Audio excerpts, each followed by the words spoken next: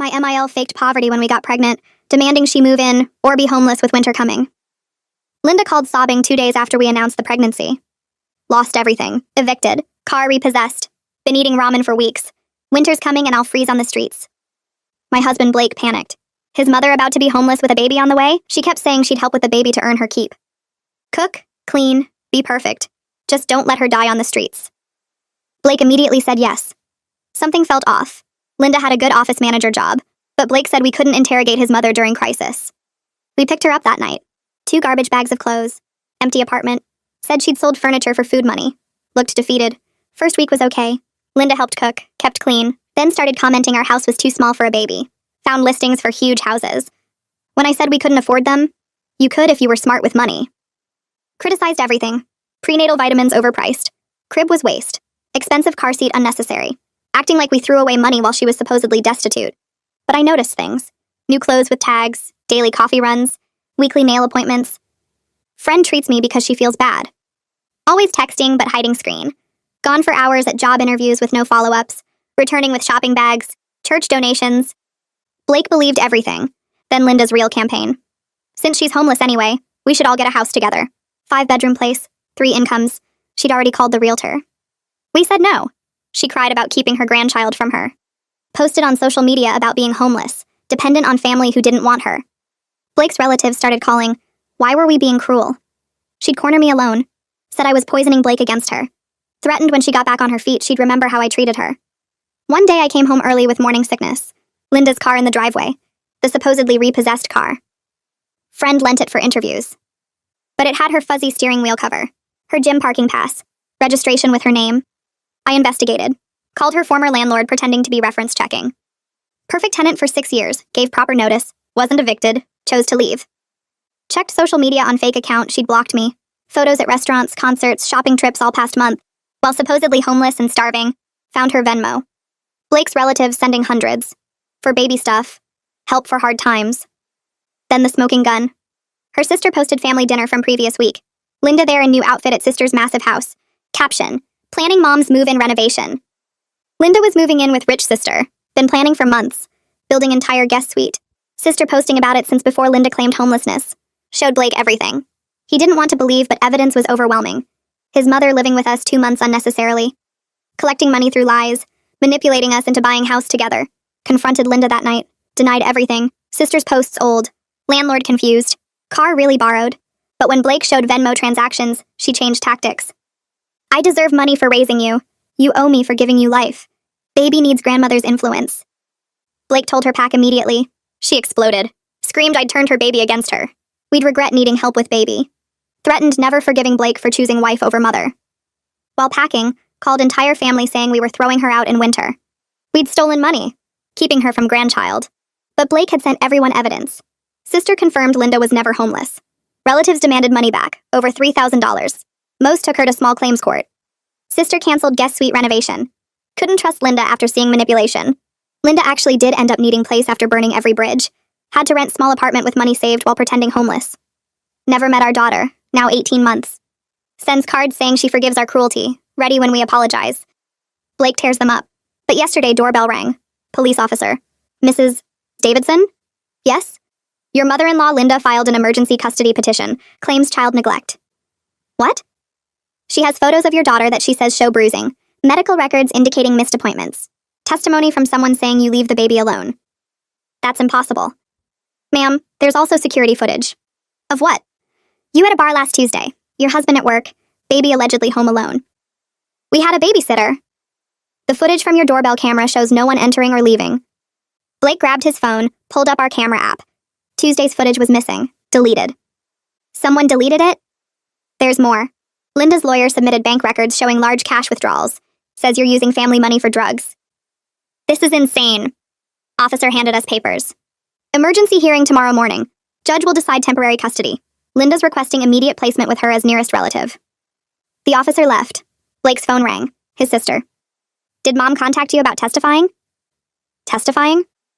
She says she has proof you hit the baby. Says she's been documenting everything for months. Has recordings. Blake grabbed his phone and punched in Isabel's number while I stood there staring at the custody papers, my hands shaking so hard the pages rattled.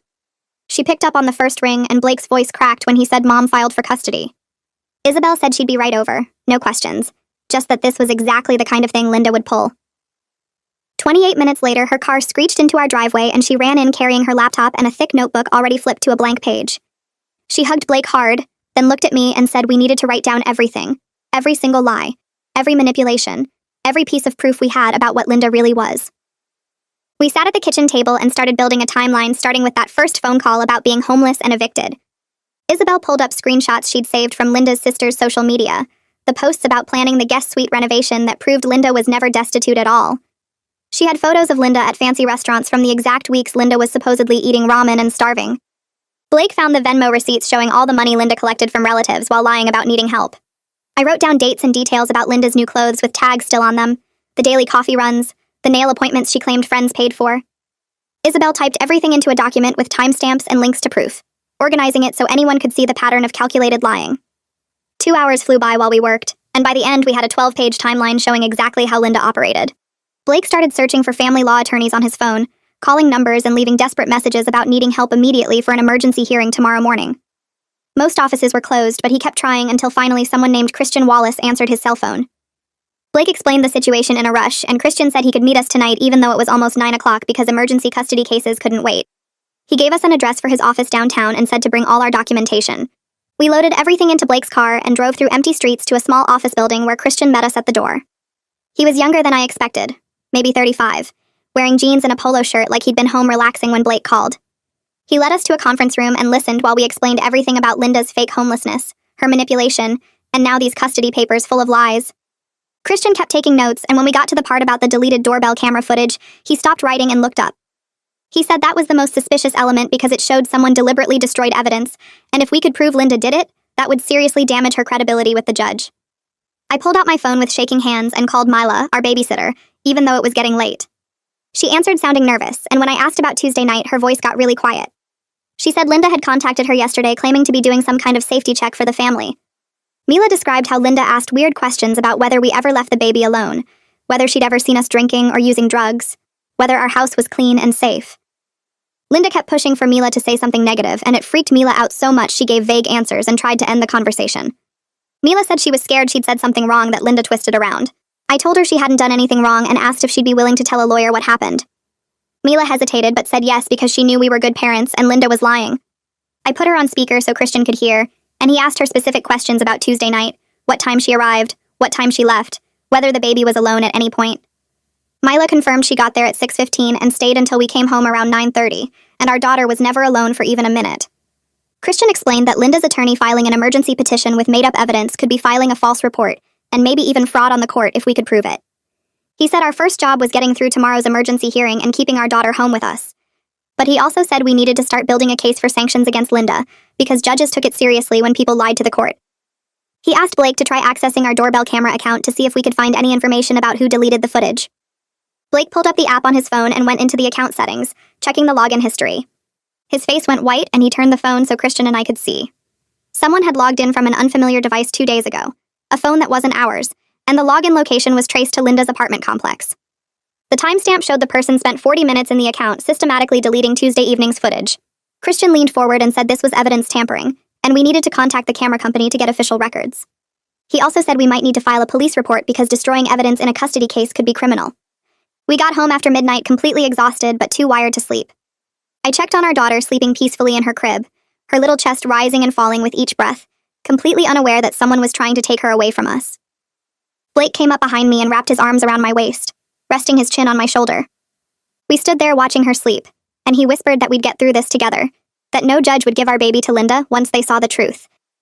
But I kept thinking about what the officer said, that Linda was requesting immediate placement, that there would be a hearing in the morning to decide temporary custody. The idea of a judge even considering putting our daughter with the woman who lied about being homeless to manipulate us made my stomach hurt. I barely slept that night, lying in bed staring at the ceiling while Blake tossed and turned next to me. Every time I closed my eyes, I pictured Linda holding my daughter, telling her lies about us, poisoning her against us the same way she'd tried to poison Blake against me. My phone rang at 6 in the morning and I grabbed it off the nightstand, my heart pounding. Christian's name showed on the screen and I answered while Blake sat up next to me looking scared. Christian said he'd spent the last few hours making calls, and he found an emergency digital forensics expert named Craig Bullock who could help us. Craig specialized in recovering deleted security footage, and he'd agreed to come examine our doorbell camera system before the 9 o'clock hearing.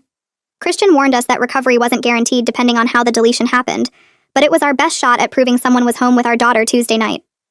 I thanked him and hung up, then told Blake what Christian said.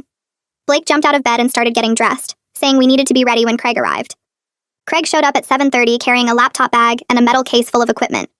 He was older, maybe 50, with gray hair and glasses, and he got straight to work without much small talk. He connected cables to our doorbell camera system and started typing commands into his laptop while Christian arrived and spread papers across our dining room table. The emergency hearing was in 90 minutes, and everything felt like it was moving too fast and too slow at the same time. I kept checking on our daughter who was awake now and playing with blocks in her playpen, completely happy and safe, not knowing her whole life might change today. Blake paced back and forth between the living room where Craig worked and the dining room where Christian prepared our defense. I made coffee that nobody drank and tried to hold myself together. Craig called us over to his laptop and said he'd managed to recover fragments of Tuesday's footage. The files were corrupted, but he'd pulled enough data to show Mila's car pulling into our driveway at 6:15, and the timestamp proved it. He found another fragment showing her car still in the driveway at 8:45, and a final piece showing her leaving at 9:32, just a few minutes after we got home. It wasn't complete footage of the whole evening, but it was enough to prove someone was present at the house the entire time we were gone. Christian looked at the recovered files and said this directly contradicted Linda's claim that our daughter was home alone, and combined with Mila's testimony, it should be enough to keep temporary custody with us. He saved the files to a thumb drive and added them to the folder of evidence we'd be presenting to the judge in less than an hour. We walked through the courthouse metal detectors at 8:40, and I spotted Linda right away. She sat on a bench outside the courtroom with a man in a gray suit who had to be her attorney. Linda wore a navy dress that made her look respectable and sad, like someone's worried grandmother instead of a manipulative liar. She stared at her hands folded in her lap and wouldn't look up when Blake and I passed by. I watched Blake's face go hard, his jaw muscles jumping under his skin as he stared at his mother. Christian touched my elbow and guided us to a different bench where we sat and waited.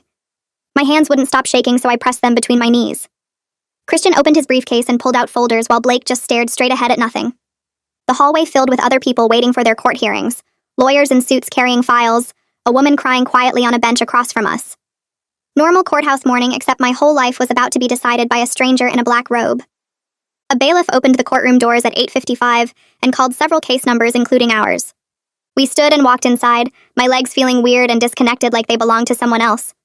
The courtroom was smaller than I expected, with wooden benches like church pews and an American flag in the corner. Judge Ryson sat behind a tall desk at the front, a woman maybe 60 with gray hair pulled back and reading glasses on a chain around her neck. We sat at a table on the left side while Linda and her attorney took the right table. The judge looked down at papers in front of her and started talking about Linda's emergency petition. She listed the allegations one by one: photos of bruising, missed medical appointments, doorbell camera footage showing us at a bar, bank records with cash withdrawals, testimony from a witness about neglect. Each word felt like a punch, and I wanted to stand up and scream that it was all lies, but Christian had warned me to stay quiet until called to testify. The judge asked if we had legal representation, and Christian stood up and introduced himself. He immediately started objecting, saying we'd received less than 24 hours' notice and hadn't been given time to review the evidence Linda submitted.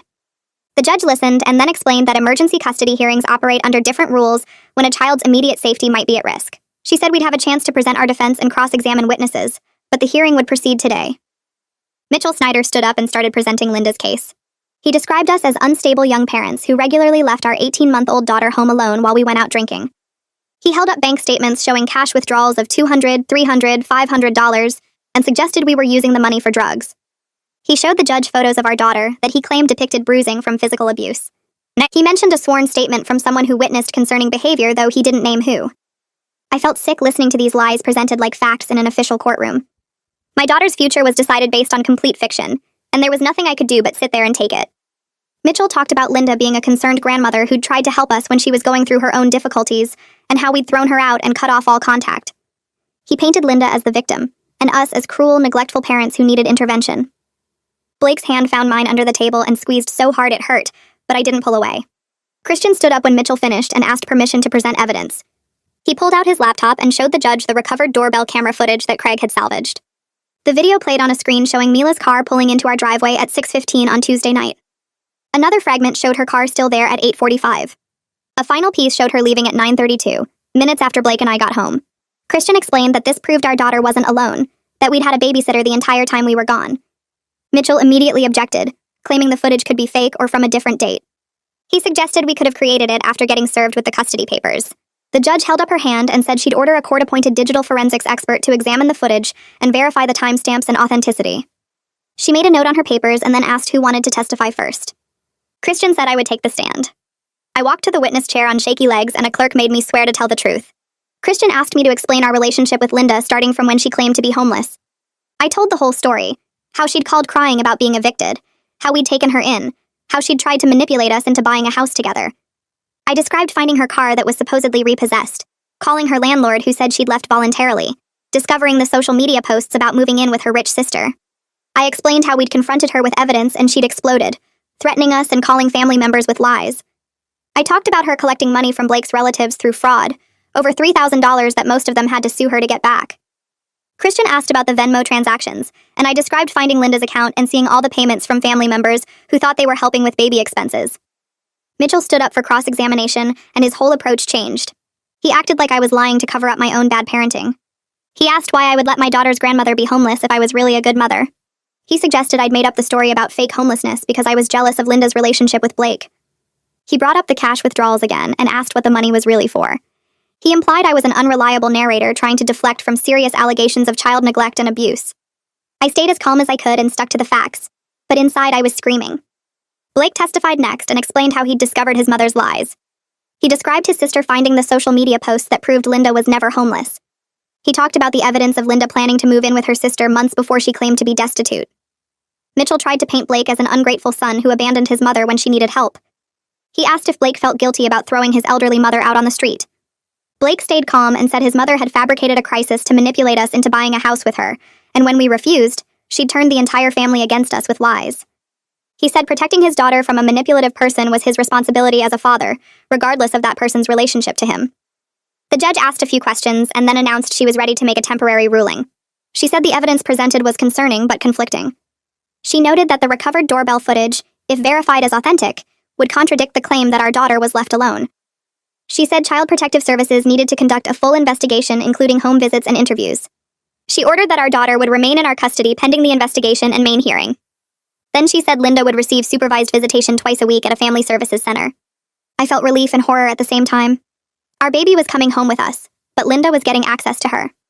The judge set a main custody hearing for 3 weeks from today and said both sides should prepare comprehensive evidence and witness testimony. She warned that if the investigation found any evidence supporting Linda's allegations, the custody arrangement could change immediately.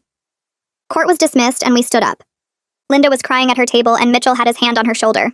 Christian led us out into the hallway and explained that the temporary order was actually good news. He said if the judge had believed Linda's allegations, she would have placed our daughter with Linda immediately. The fact that our daughter was staying with us meant the judge had doubts about Linda's claims. Christian said we needed to focus on building our case for the main hearing in 3 weeks.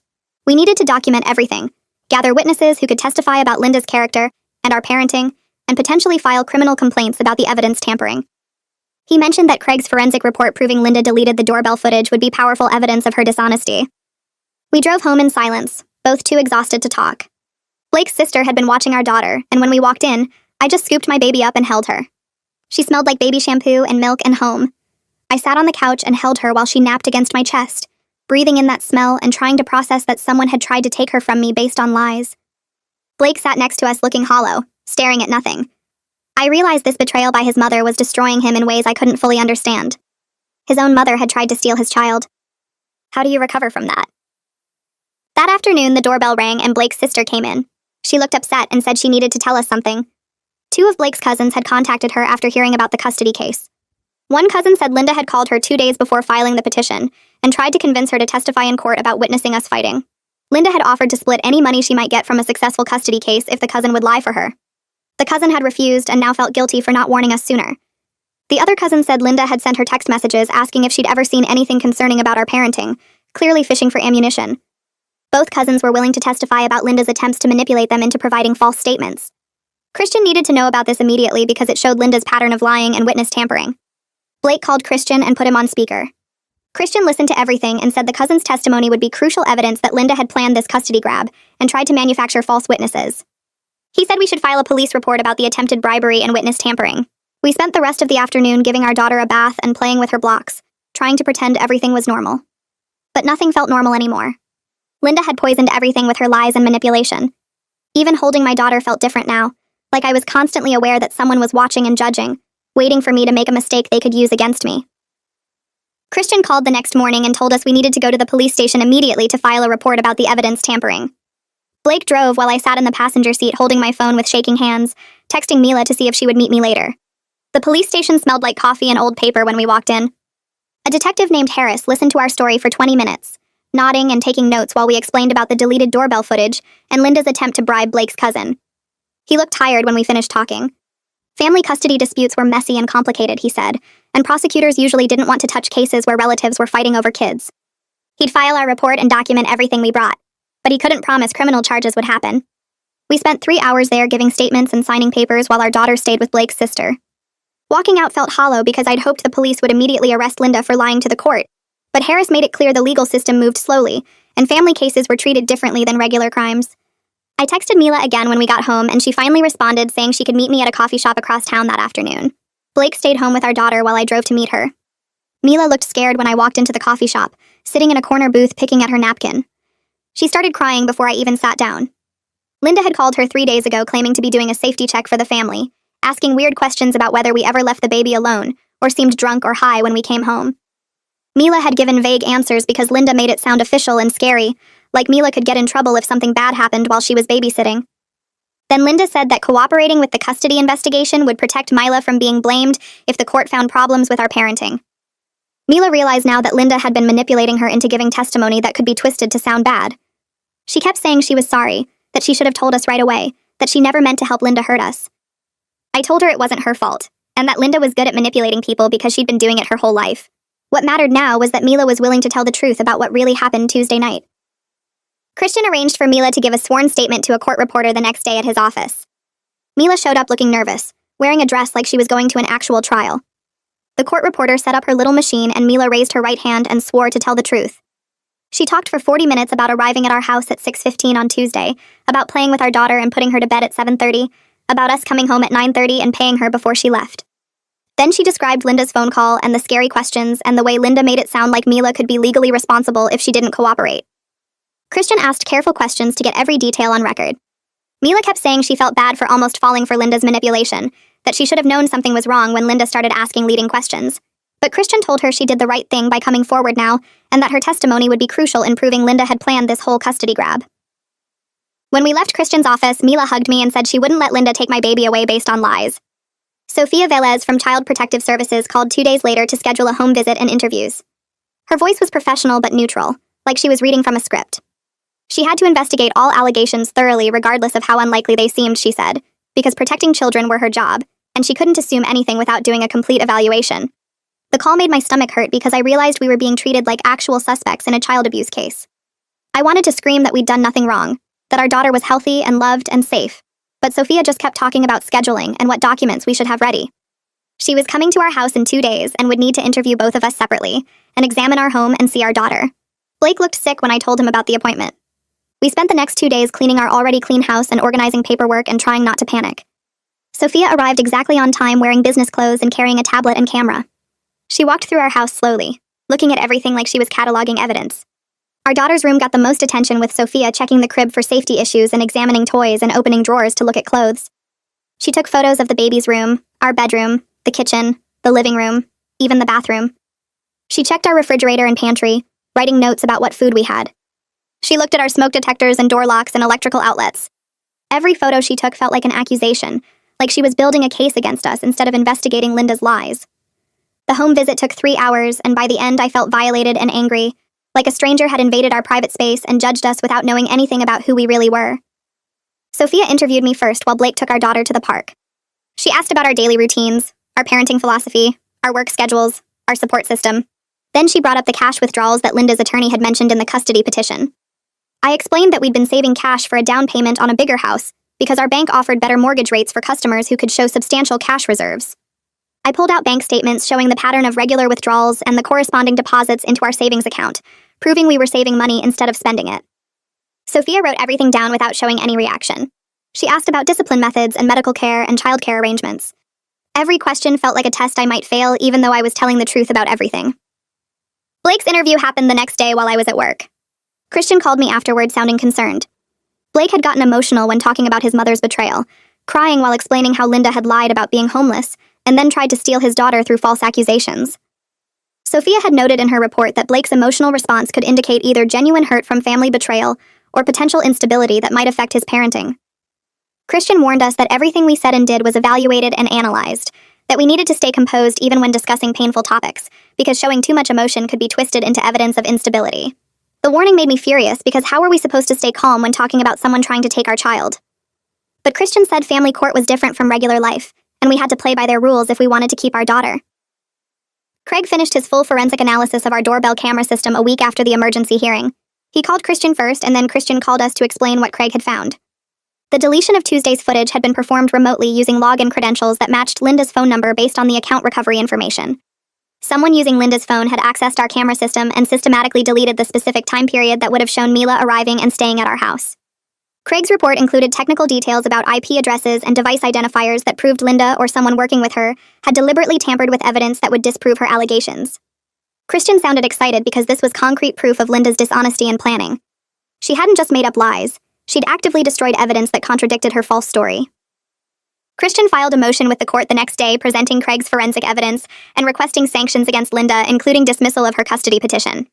The motion laid out everything we'd discovered about Linda's evidence tampering, her attempts to manipulate witnesses, and her pattern of lying. Christian argued that Linda had committed fraud on the court by filing false allegations and destroying evidence, and that her entire custody petition should be thrown out because it was filed in bad faith. Mitchell Snyder responded 3 days later with his own motion claiming we were harassing Linda, and that any evidence tampering was probably done by us to frame her. His motion suggested we'd manipulated our own doorbell camera system to make it look like Linda had deleted the footage, and that we were conducting a smear campaign against a grandmother who genuinely cared about her grandchild's welfare. Reading Mitchell's response made me want to throw my phone across the room because he was defending Linda's lies with more lies. I started seeing a therapist named Melody 2 weeks after the emergency hearing because I couldn't sleep anymore and kept having panic attacks when my phone rang. Blake's insurance covered therapy, so I made an appointment even though I felt weak for needing help. Melody's office was calm and quiet with soft chairs and tissues on every table. She listened to me talk for an hour about Linda's manipulation and the custody case and the feeling of being violated by having my motherhood questioned. Then she said something that made me cry harder than I'd cried since this whole nightmare started. What Linda was doing was psychological abuse, Melody explained, a form of violence that attacked my sense of safety and identity as a mother. My feelings of violation and rage weren't signs of weakness or instability. They were completely normal responses to having someone weaponize the legal system against me. Melody said I needed to give myself permission to feel angry and scared instead of trying to stay composed all the time like Christian wanted. The anger was healthy, she said, because it meant I understood how wrong Linda's actions were, and I was fighting back to protect my family. Over the next few days, Blake stopped eating regular meals and started pushing food around his plate without actually taking bites. I watched him get thinner and more hollow-looking, while his phone sat on the table between us like a bomb waiting to go off. Every time it rang or buzzed with a notification, he jumped and his breathing got fast and shallow. His hands would shake when he picked it up to check the screen. One morning his phone rang during breakfast, and he knocked over his coffee mug, sending liquid everywhere, because the sudden noise made him panic. I cleaned up the mess while he sat frozen in his chair staring at the caller ID. It was just his boss asking about a work project. That night I found Blake sitting on the bathroom floor at 2 a.m. having a full panic attack, gasping for air and crying. He kept saying he couldn't do this anymore, that waiting for the next terrible thing from Linda was killing him. I held him and felt completely helpless because I couldn't fix this for him. My strong husband, who always stayed calm during problems, was falling apart, and watching it happen made me feel like I was drowning too. He stopped sleeping through the night and started waking up every few hours checking his phone for messages from Christian or court notifications. The man who used to make me laugh and plan adventures with me had turned into someone who flinched at every sound and barely spoke. The supervised visitation happened on a Thursday afternoon at a family services center across town. Blake and I brought our daughter to a plain building with security cameras everywhere, and a waiting room that smelled like cleaning products and sadness. A monitor named Sarah took our daughter into a playroom while Linda waited inside. Through the one-way mirror, I watched Linda transform into the perfect grandmother. She got down on the floor to play with blocks. She read books in a sweet voice. She smiled and clapped at everything our daughter did. The performance was so fake it made my stomach hurt. After an hour, Sarah brought our daughter back to us and Linda left without looking at Blake or me. 3 days later, Christian called to say he'd received Sarah's report. Linda had been appropriate with the child during the visit. But Sarah noted that Linda made several comments about how thin our daughter looked, how her clothes seemed worn and old, how she wished she could buy the poor baby some proper outfits.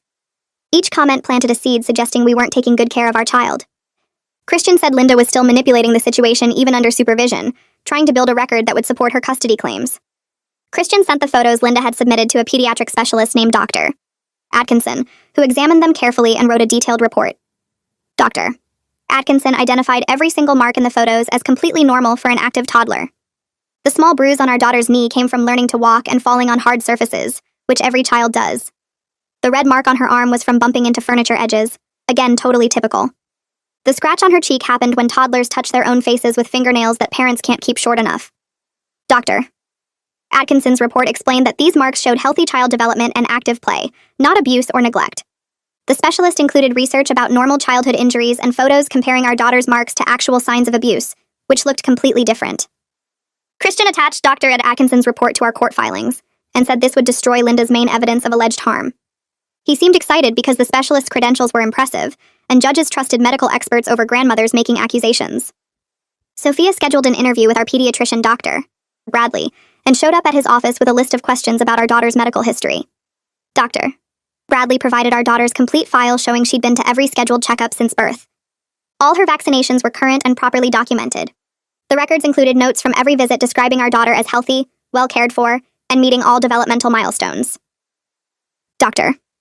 Bradley told Sophia about the time our daughter had an ear infection at 10 months, and we brought her in the same day we noticed symptoms. He described how we followed all treatment instructions perfectly, and brought her back for the follow-up appointment exactly when scheduled. His notes mentioned that we asked good questions about child development and always seemed attentive and engaged during appointments. He told Sophia that in his 20 years as a pediatrician, we were model parents who clearly prioritized our daughter's health and well-being. Sophia thanked him and left with copies of all the medical records.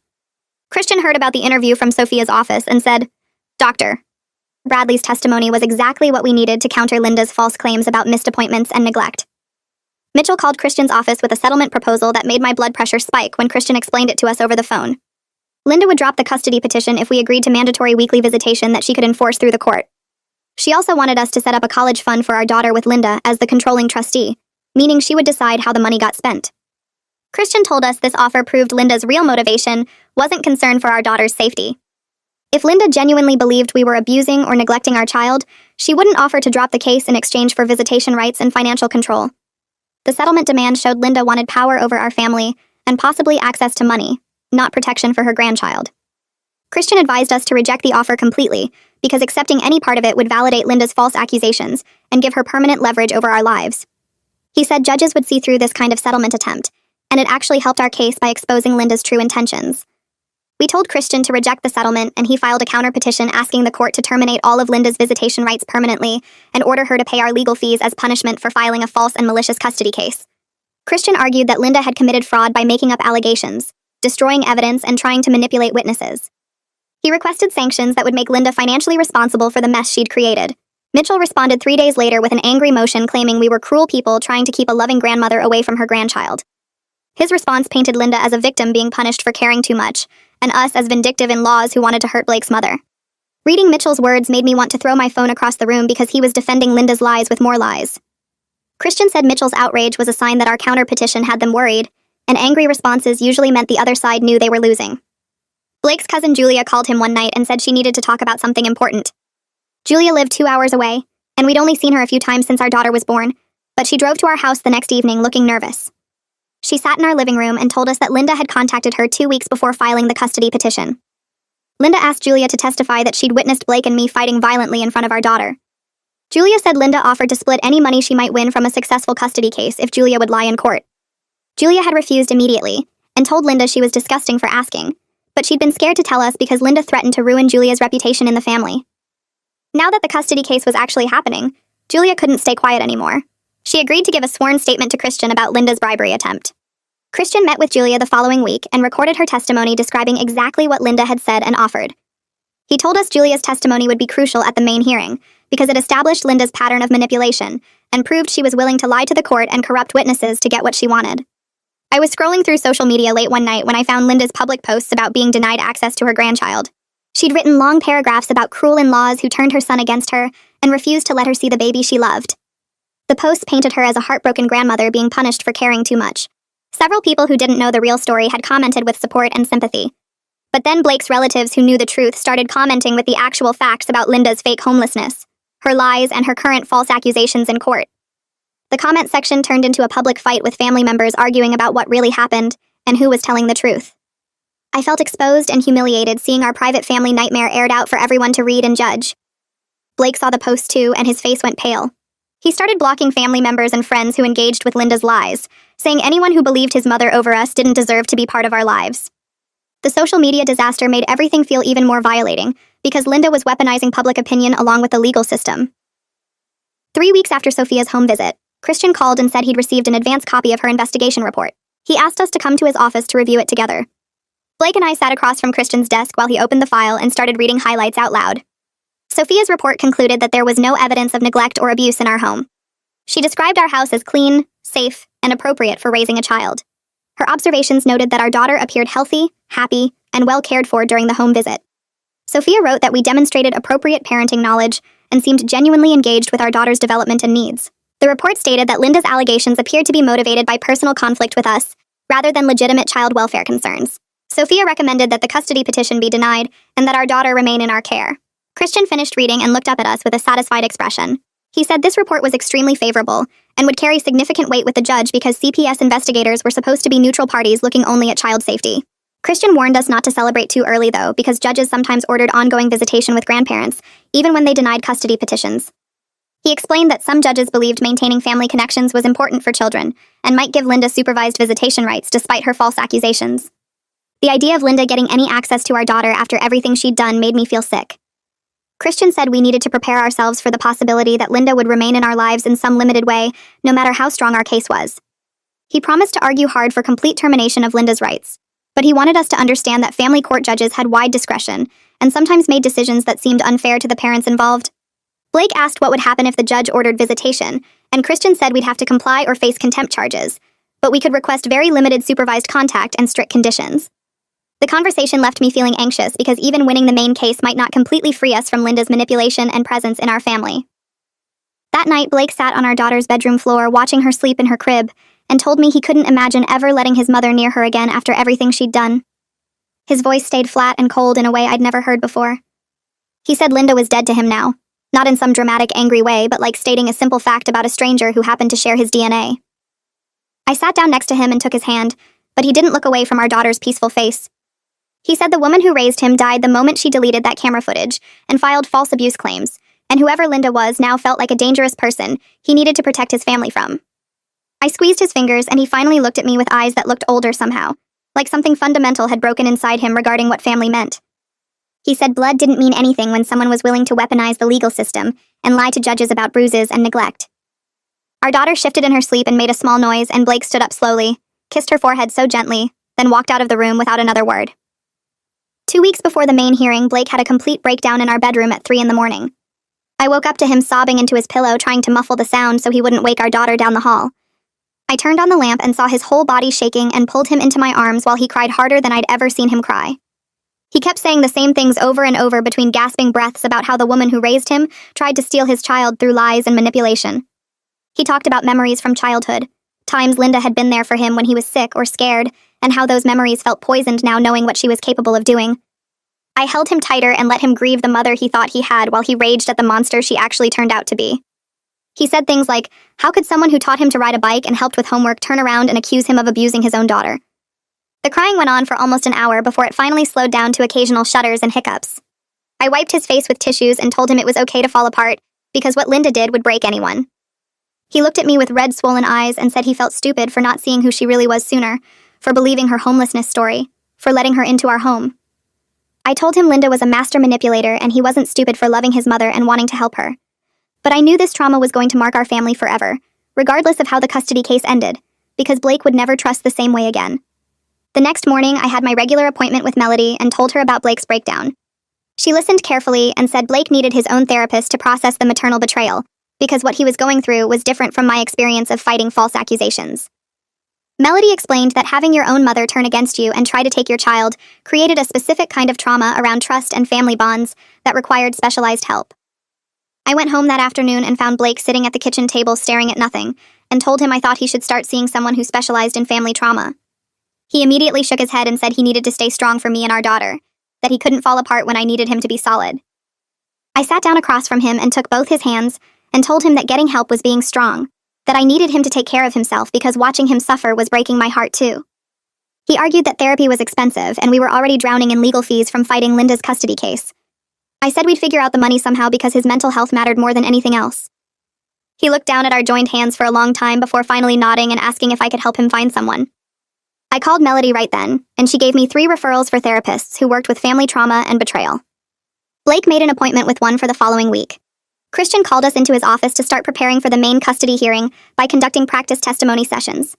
He explained that he was going to play the role of Mitchell acting as Linda's aggressive attorney cross-examining us, and he warned us it was going to be brutal, but necessary. Blake and I sat in chairs set up like a courtroom witness stand, while Christian paced in front of us with a legal pad.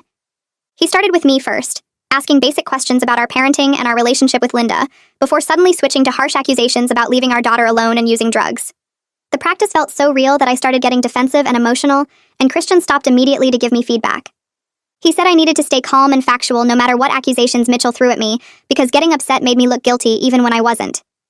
We practiced for 2 hours, and Christian attacked every aspect of our parenting, our finances, our relationship, even Blake's relationship with his mother. He accused me of being a gold digger who married Blake for money, and then resented Linda's presence. He suggested Blake was an enabler who couldn't stand up to his wife. He implied our daughter's normal childhood bumps and bruises were signs of abuse. Every accusation felt like a knife, even though I knew Christian was just preparing us. By the end, I felt exhausted, but I'd learned to pause before answering, to keep my voice level, to stick to simple facts without getting drawn into emotional responses. Blake struggled more than me because questions about his mother hit him harder, but Christian worked with him patiently until Blake could answer without his voice shaking. Christian said we were doing well, but we needed more practice sessions before the actual hearing.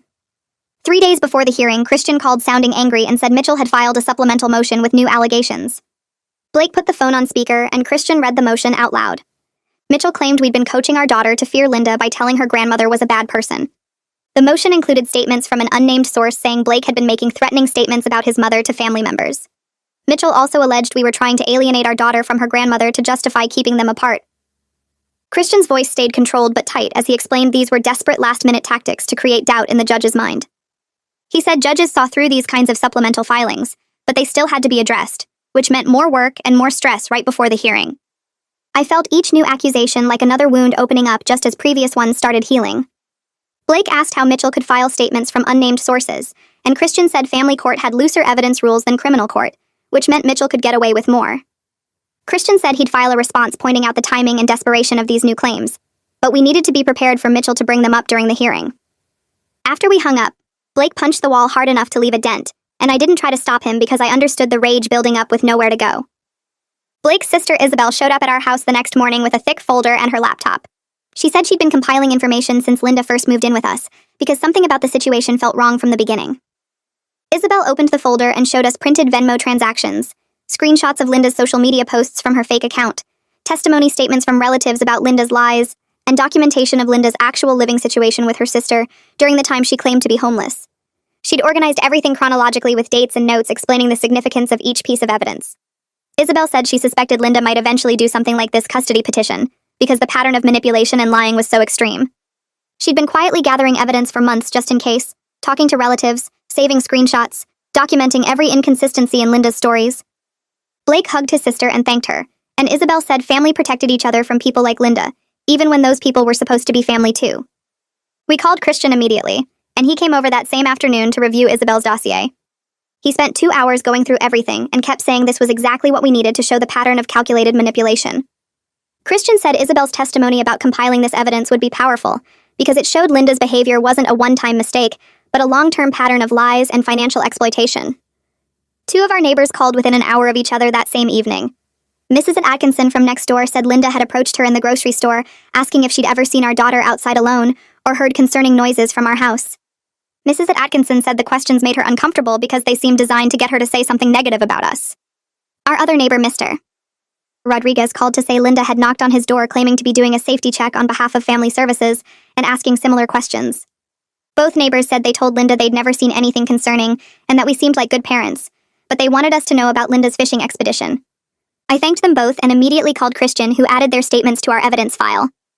Christian said this showed Linda's ongoing campaign of manipulation and her willingness to harass our neighbors trying to manufacture evidence. He said judges didn't look kindly on parties who engaged in this kind of behavior because it suggested desperation and dishonesty. Craig called the next day with news about the doorbell camera analysis. He'd been doing a deeper dive into our system's deleted files and cloud storage backups. He found additional footage from the week before Linda filed her custody petition, showing Linda's car parked on our street at odd hours.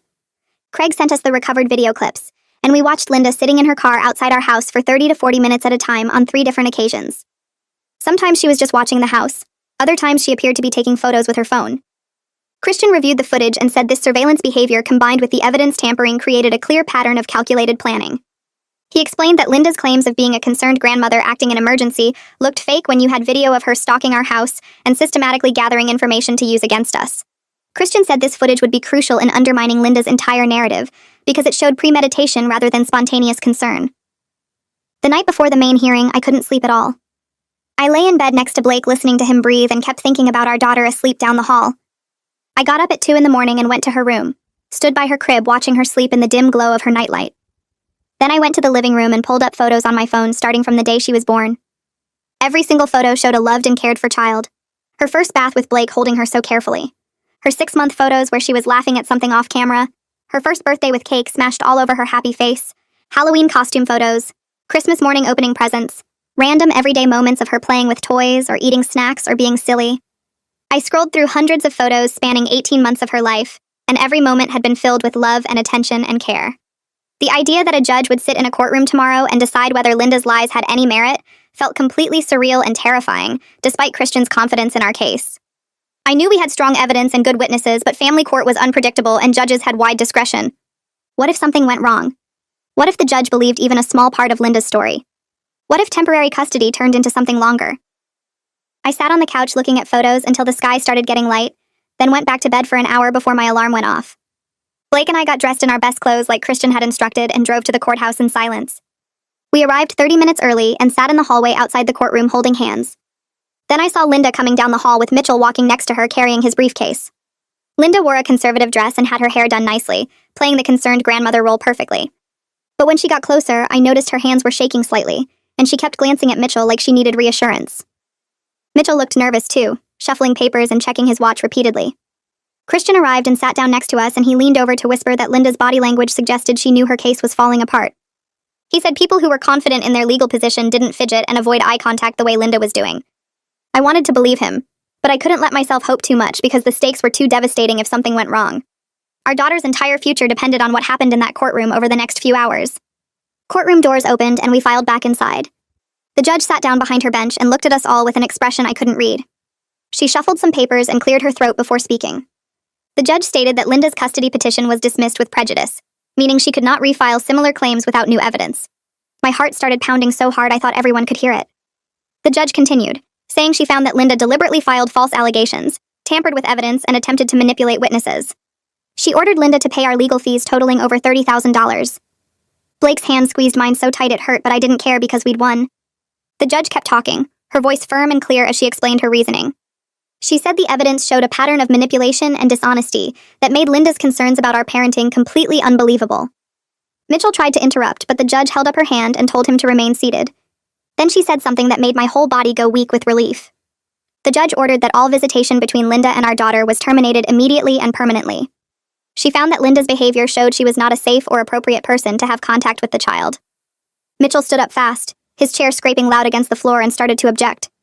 The judge cut him off mid-sentence and stated that grandparent rights do not extend to individuals who weaponize the court system with false allegations. Linda made a noise like a wounded animal, and Mitchell put his hand on her shoulder trying to keep her quiet. The judge wasn't finished, though. She added that she was referring the matter to the district attorney's office for potential criminal prosecution of Linda for filing false reports, evidence tampering, and attempted witness tampering. Linda started crying, these loud, ugly sobs that filled the whole courtroom. She tried to stand up and speak, but Mitchell grabbed her arm and pulled her back down into her seat. I looked over at Blake and saw him staring at his mother with this expression on his face that was part satisfaction and part deep sadness. His jaw was tight and his eyes were wet, but he didn't look away from Linda even as she fell apart across the courtroom. Christian leaned over and whispered that we should leave now before things got more emotional. We stood up and walked toward the exit while Linda's crying got louder behind us. In the hallway outside the courtroom, my legs suddenly felt like they couldn't hold me up anymore. Blake caught me and wrapped his arms around me while I tried to breathe normally. Christian stood nearby, giving us a minute before he started talking. He explained that the ruling was as complete a victory as we could have hoped for. Everything we wanted, everything we'd fought for over these horrible weeks, the judge had given us. But then Christian warned us that Linda might try to appeal the decision. His voice was calm and professional as he told us that appeals were expensive and time-consuming, and given how one-sided the evidence was, an appeal was unlikely to succeed. Blake asked what would happen with the criminal referral, and Christian said that was up to the district attorney's office now. They would review the case and decide whether to file charges against Linda. Even if they didn't prosecute, the referral itself was serious, and would be part of the court record forever. We walked out of the courthouse into bright afternoon sunlight that felt wrong somehow after the darkness of what we'd been through. I kept expecting someone to run after us and say there'd been a mistake, that we had to go back, that Linda was getting another chance. But nobody came. We got to our car and I sat in the passenger seat just staring at nothing while Blake drove us home. Neither of us talked much because what was there to say that would match how big this felt? When we got home, I went straight to our daughter's room where my mom was watching her. She looked up at me with worried eyes and I just nodded. My mom started crying happy tears and hugged me while our daughter played with blocks on the floor, completely unaware that her whole future had just been decided in a courtroom downtown. Over the next 2 weeks, Linda tried to contact Blake constantly. Text messages came through at all hours saying she was sorry and that her attorney had misled her about the strength of her case. She claimed she never meant for things to go this far and that she just wanted to be part of her grandchild's life. Blake showed me each message before blocking the number it came from, but Linda just used different phones. She tried reaching him through social media, through email, through his relatives. Blake's aunt called to say Linda had shown up at her house begging her to convince Blake to talk to her. Blake told his aunt and all his other relatives that anyone who maintained contact with Linda would not be part of our daughter's life. Most of them agreed immediately because they were disgusted by what Linda had done. A few tried to argue that she was still family and that Blake was being too harsh. Blake told them they could choose Linda or they could choose us and our daughter, but they couldn't have both. His voice was cold and final in a way I'd never heard before. His cousin, who Linda had tried to bribe, called to say she was completely on our side and would testify again if needed. She said several other family members felt the same way, and that Linda had burned almost every bridge she had left. 3 weeks after the hearing, a check arrived in the mail from Mitchell's law office. Christian called to tell us it was the legal fees the judge had ordered Linda to pay. He said the check actually came from Linda's sister, who had paid it to keep Linda from facing contempt charges for not paying. Blake's aunt told us later that Linda's sister was completely done helping Linda after this incident. She'd told Linda she needed to find somewhere else to live because the sister couldn't trust her anymore. Linda had apparently been staying with her sister since before the custody case started, living rent-free while claiming to be destitute. Now that relationship was destroyed too, and Linda was facing the reality of actually being alone for the first time. Blake started going to therapy twice a week to process everything that had happened. He told me it was the hardest thing he'd ever done, sitting in that office and talking about how his mother had tried to destroy his family. His therapist was helping him understand that Linda's behavior was a pattern that had probably been there his whole life, just in smaller ways he'd excused or ignored. Blake said he was grieving the mother he thought he had while accepting the reality of who she actually was. Some nights he'd come home from therapy and just hold our daughter for a long time, not saying anything, just breathing in her baby smell and watching her play. I continued my own therapy sessions with Melody, working through the fear and anger that still lived in my chest. Some days I felt fine and normal, like we'd moved past the whole nightmare. Other days I'd hear a car door outside and my heart would start racing, convinced it was Linda coming to take our daughter. Melody helped me understand that the worry I felt was normal after this kind of trauma. She said I'd been through something that attacked my identity as a mother and my sense of safety in my own home. That kind of violation didn't heal quickly or easily. We worked on strategies for managing the anxiety when it came up, ways to ground myself in the present instead of the fear of what might happen. Melody told me I needed to be careful not to let Linda's actions poison my ability to trust people or feel secure. She said that would be letting Linda win in a different way, by making me afraid and suspicious even after the legal battle was over. 3 months passed, and the sharp edges of what happened started to smooth over just a bit. Blake and I took our daughter to the park on a warm Saturday morning, and I watched her toddle toward the swings with her arms out for balance. She laughed when Blake lifted her into the baby swing and pushed her gently. I sat on the bench nearby and realized something had shifted inside me. The constant fear that lived in my chest for months had gotten quieter. Not gone, but manageable. We installed new security cameras around the house that used different login credentials Linda couldn't possibly access, changed all our passwords, set up alerts on our phones if anyone approached our property. Blake created what he called our safety plan, which was really just a list of what to do if Linda ever showed up at the park, or the grocery store, or anywhere we might be with our daughter. Call the police immediately. Document everything with photos. Don't engage. The plan lived in a note on both our phones, and we'd practiced it once, awkwardly role-playing in our kitchen until we both started laughing at how paranoid we sounded. But the paranoia felt necessary, protective. I watched my daughter pump her little legs trying to make the swing go higher, and thought about how she'd never remember any of this nightmare. She'd never know her grandmother tried to steal her through lies. She'd grow up without that poison in her life. That night after we put our daughter to bed, Blake came into the living room and sat next to me on the couch. He pulled me close, and I felt his chest rise and fall with a deep breath. He told me he was grateful this whole thing happened before our daughter was old enough to form memories of it. Said he couldn't imagine her being 5 or 6 and remembering being taken away from us, even temporarily. I nodded against his shoulder. He said he'd been thinking a lot in therapy about the kind of family he wanted to build. Not the manipulation and dysfunction his mother represented, but something based on honesty and genuine love. No games, no hidden agendas, just real connection. I told him we were already building that, every single day. He kissed the top of my head, and we sat there holding each other in the quiet house. Our daughter made a small sound through the baby monitor, probably shifting in her sleep. Blake got up, and I followed him to her room. We stood together looking down at her in her crib, her small chest rising and falling with peaceful breaths. Blake reached for my hand and squeezed it. We'd survived something that could have destroyed us completely. The wounds were still healing and probably always would be in some way. But we'd fought for each other when it mattered most, and that made us stronger as a family than we'd ever been before.